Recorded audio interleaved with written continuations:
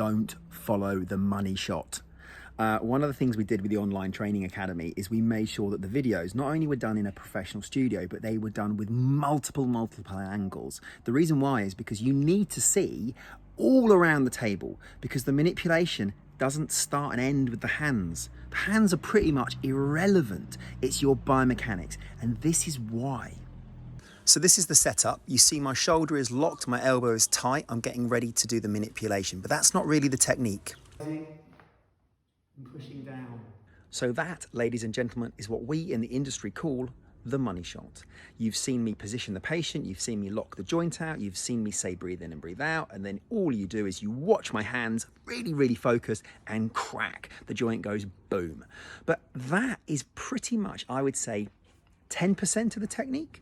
And if all you're doing is watching someone's hands, you've missed a huge teaching element. And this is one of the massive mistakes that online training courses are making. And I've seen lots of very bad people teaching manipulation. It's brute force and ignorance. They are focusing purely on the money shot. Where are my hands? How loud can I make the sound?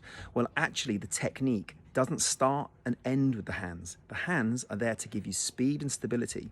The technique starts with the foot, and here's how. So I've got my lead leg against the table. I'm on my tiptoe. This allows me to drop my hip down, applying all the power to this technique. So your biomechanics makes a massive difference to how the technique is applied. So it's not just as simple as me asking the patient to breathe out and then boom.